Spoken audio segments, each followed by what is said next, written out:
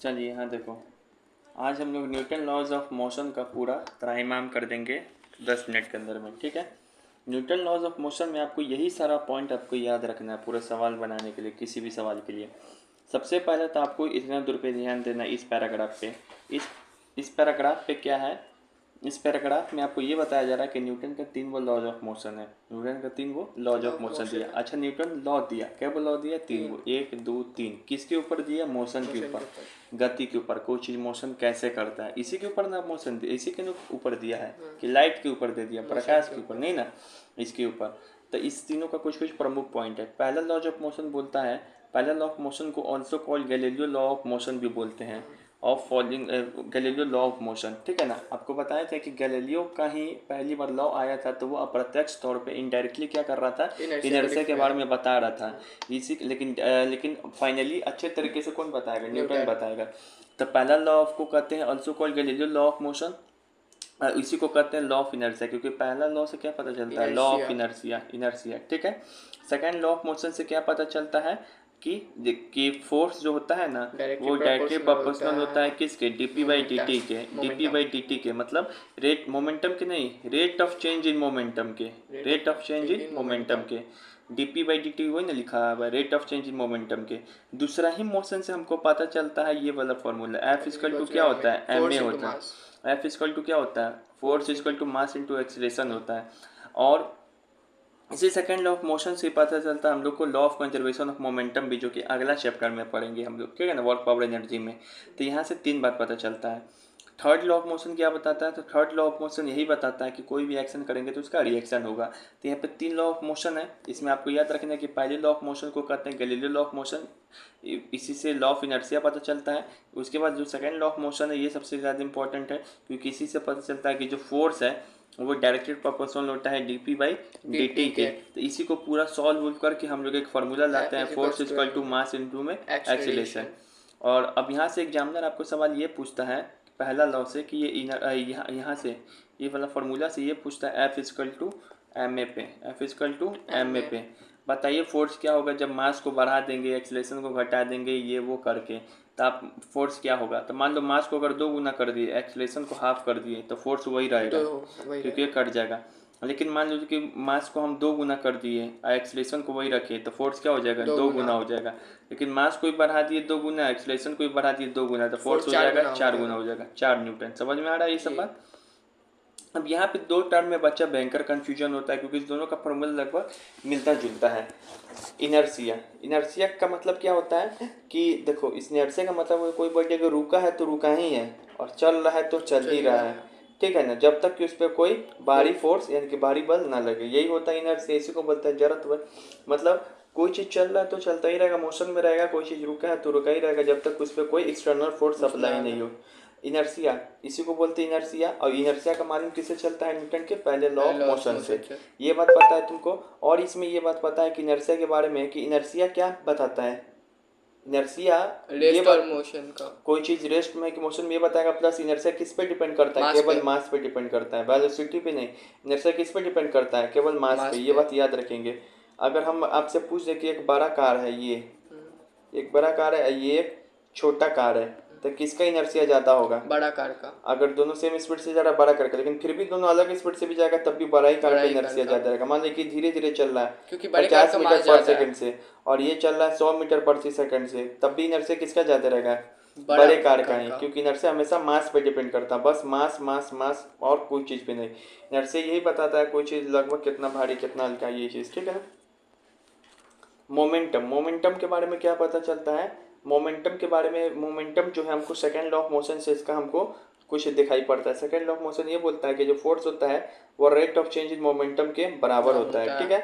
अब यहाँ पे मोमेंटम होता क्या है? मोमेंटम को संवेग बोलते हैं हिंदी में। तो मोमेंटम का फॉर्मूला होता है कि P equal to M into में V, P equal to M into में V, P equal to M into में V। तो यहाँ पे P हो गया मोमेंटम को, M हो गया मास, अब V हो गया वेलोसिटी। यानी कि आपका जो मोमेंटम है मास पर भी डिपेंड करता है और वेलोसिटी पे भी डिपेंड करता है। आपका मोमेंटम दोनों पे डिपेंड करेगा, मास पर भी और वेलोसिटी पर भी। अगर मास बढ़ा देंगे तो मोमेंटम बढ़ जाएगा, वेलोसिटी बढ़ा देंगे तो मोमेंटम बढ़ जाएगा, वेलोसिटी बढ़ा देंगे तब भी मोमेंटम बढ़ जाएगा, वेलोसिटी घटा देंगे तो मोमेंटम घटेगा, मास घटा देंगे तो मोमेंटम घटेगा। इनकी दोनों पे डिपेंड करता है। तो ये दोनों पे डिपेंड करता है, लेकिन इनर्शिया सिर्फ एक पे डिपेंड करता है, मास पे डिपेंड करता है। इनर्शिया को कोई फार्मूला नहीं होता लेकिन इसे, ठीक है, बस डिपेंडेंसी बताएं। Newton's first law. अब यहाँ पे एक चीज़ और देखो, यहाँ पे फिर से हम बताएं ये तीनों लॉ को फिर से और एक अलग तरीके से हम एक्सप्लेन कर रहे हैं। इसमें एक अलग ही चीज़ बता रहे हैं कंपैरिजन करके, जो तुमको सवाल बनाने में पता चलेगा। कि जैसे कि न्यूटन फर्स्ट लॉ जो होता है ना, फर्स्ट लॉ ये क्या करता है, कोई चीज़ मतलब गति है या फिर विराम में, रेस्ट में है या फिर मोशन में, उसका विरोध करता है, ये बताता है। इनर्शिया भी तो यही करता था। जहाँ पर भी आए कोई चीज़ रुका है, चल रहा है, रुक रहा है तो रुका ही हुआ, चल रहा है, या फिर चल रहा है तो उसको रुक जा रहा है, मतलब रुका हुआ है तो चलना नहीं चाह रहा है, चल रहा है तो रुकना नहीं चाह रहा है। तो इस चीज़ का जो विरोध करना, रेसिस्टेंस वाला बात कहीं पर आएगा तो समझ इनर्शिया का बात हो रहा है और फर्स्ट लॉ ऑफ मोशन का बात हो रहा है। कहीं पर भी अगर किसी भी एग्जांपल में ना चोट लगे, अधिक लगता है, कम लगता है, ज़्यादा लगता है, ये सब बात कहीं पर दिखाई पड़ रहा है, तो ये समझ जाना कि तुम ये सेकेंड लॉ ऑफ मोशन का बात कह रहा है। आप फिर न्यूटन थर्ड लॉ, ये तो पता ही एक्शन ऑफ रिएक्शन वाला बात करता है, ठीक है। बॉडी इक्वल फोर्स लगाएगा लेकिन अनदर बॉडी पे लगाएगा। हाँ, और ये बता देंगे लास्ट में भाई। वैसे न्यूटन फर्स्ट लॉ से हमें क्या पता चलता है, अगर तुमसे पूछेगा न्यूटन फर्स्ट लॉ से हम फिर एक अलग हम कंपैरिजन कर दिए।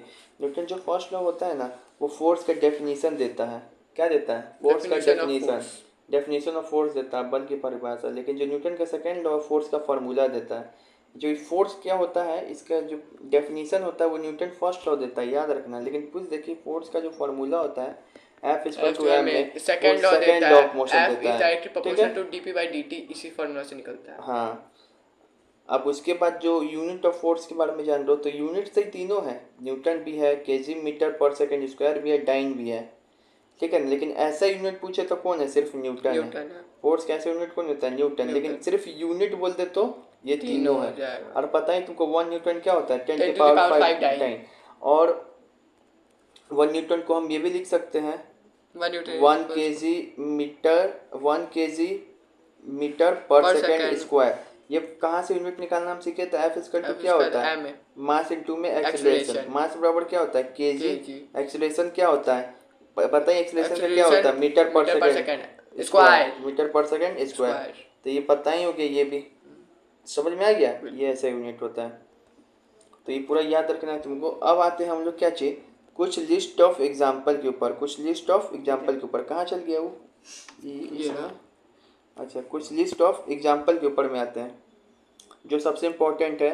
जैसे कि हम यहाँ है ना, तीनों का लिस्ट दिए हुए हैं कि इसका एग्जाम्पल कौन है, फर्स्ट लॉ का है, सेकंड लॉ का है कि थर्ड लॉ का है, ये पूछता है। बच्चा को भयंकर कन्फ्यूजन होता है, ठीक है ना। तब एक ही साथ लिस्ट पूरा दे दिए, इसको लिख लेंगे, याद कर लेंगे, पूरा को लिख लेंगे, दोनों पेज को माइंड मैप करके। तब फर्स्ट लॉ ऑफ मोशन में ना 2 लिस्ट हम बनाए। फर्स्ट लॉ ऑफ मोशन में इनर्शिया पे 2 बनाए, क्योंकि हम बताए थे चैप्टर पढ़ाते समय कि इनर्शिया 2 प्रकार का होता है। इनर्शिया ऑफ रेस्ट, इनर्शिया कब? जब रुका रहेगा कोई बॉडी। इनर्शिया ऑफ मोशन, जब कोई बॉडी चलता रहेगा।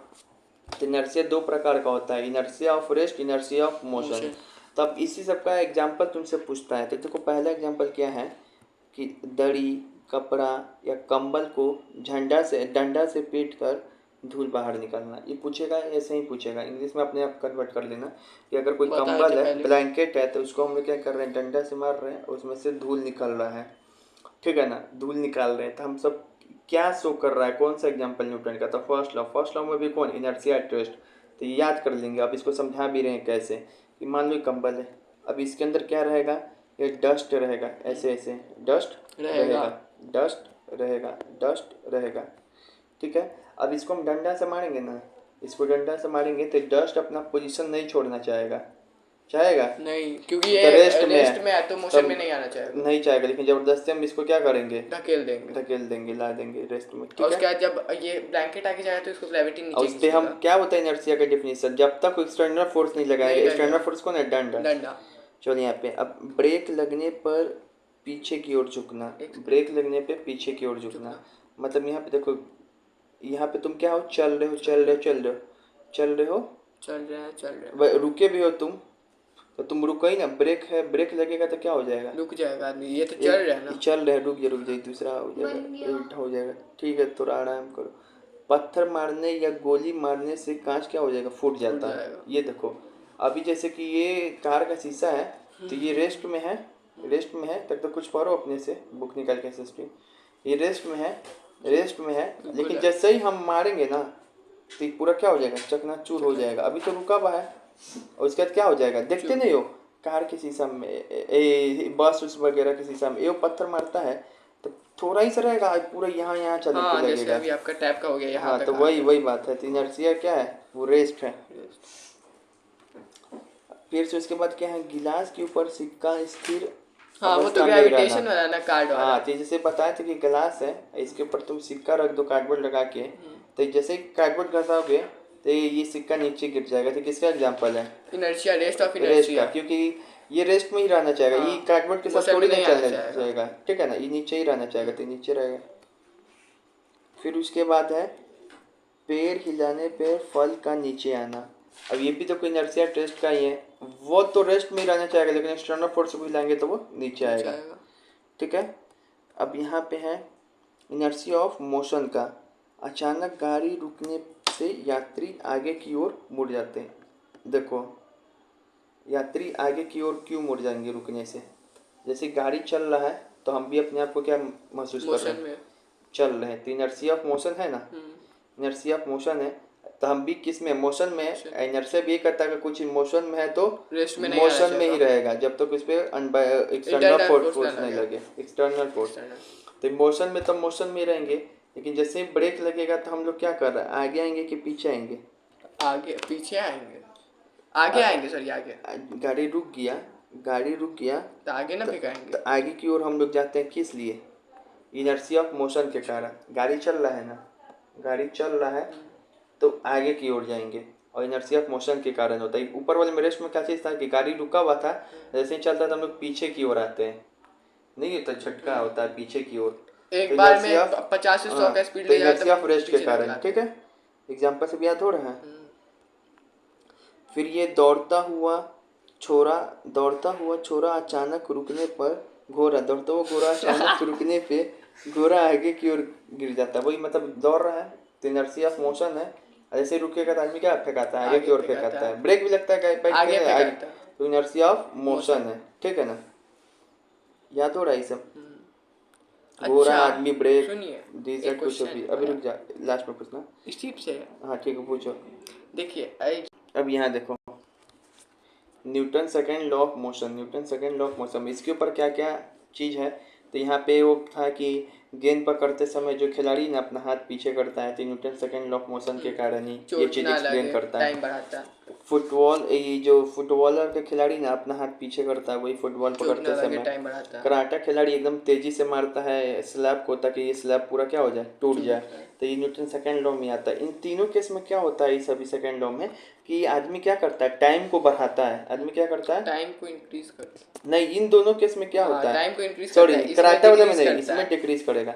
इसमें दोनों में क्या करेगा, टाइम को इंक्रीज करता है ताकि मोमेंटम क्या हो जाए, कम हो जाए। अब फोर्स भी क्या लगेगा, कम लगेगा, फोर्स भी कम लगेगा, तो इससे चोट भी क्या होगा, कम लगेगा। अगर हम बॉल पकड़ रहे हैं तो धीरे धीरे हाथ पीछे ले जाते हैं, समय को बढ़ा देते हैं, समय को बढ़ाते हैं, तो यहाँ पे क्या होता है, मोमेंटम का क्या होता है, वैल्यू कम होने लगता है। और जैसे ही मोमेंटम को कम करते हैं तो इसी समय हमको फोर्स भी क्या होता है, कम होने लगता है, क्योंकि फोर्स मोमेंटम के डायरेक्टली प्रोपोर्शनल है, इस कारण हमको चोट भी कम लगेगा। लेकिन कराटे वाले केस में क्या होता है, एकदम तेजी से भागते हैं, क्योंकि हमको तोड़ना है ना वहाँ पे, तो ज़्यादा फोर्स हमको क्या करना है, जनरेट करना है। कराटे वाला जो है तुमको तोड़ना है, तेजी से ज़्यादा फोर्स जनरेट करना है, तो इस समय क्या करते हैं, टाइम को कम कर देते हैं। जैसे मोमेंटम बढ़ जाता है, फोर्स भी बढ़ जाता है, तो क्या हो जाएगा, टूट जाएगा। समझ में आया, रामबाण वीडियो है ना, बहुत बढ़िया।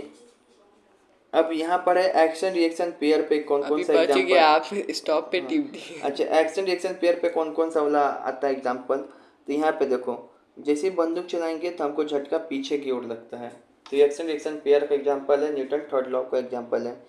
फिर से पैदल चलना, तो बताए थे, ये भी दिखाए थे कि हम अपना पैर आगे भेजते हैं तो जमीन हम पे फोर्स पीछे लगाता है, तो ये एक्शन रिएक्शन के कारण हो रहा है। फिर नाव से देखना, नाव रुका हुआ कूद जाता है है। तो तुम नाव से ऊपर बाहर कूदोगे तो ना, तो नाव नाव थोड़ा back पीछे आता है। जाएगा। गोली आगे चलाओगे तो बंदूक पीछे जाएगा। तो ये सब एक्शन रिएक्शन के कारण होता है, Newton third law of motion show करता है। और इसमें एक बात याद रखना है कि जो एक्शन रिएक्शन होता है वह क्या लगता है, डिफरेंट बॉडी पे, डिफरेंट बॉडी पे क्या लगता है, डिफरेंट बॉडी पे, डिफरेंट बॉडी पे लगता है।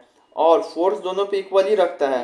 देखिए अपोजिट डायरेक्शन में फोर्स मास दोनों अलग पे अलग सेम होता है। लगता है, मास दोनों का अलग रहता है और डिफरेंट बॉडी पे लगता है, ये बात याद कराए थे।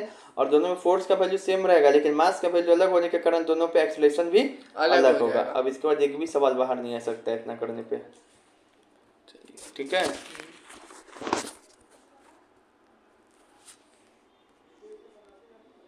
ये कहाँ चले गए इसमें फिर, भेजे हैं आप? अरे ये नहीं ना, वीडियो पॉज करने वाला ऊपर था ना, एकदम तेरा करिए याद दिखेगा। बाबू राव हो गए आप।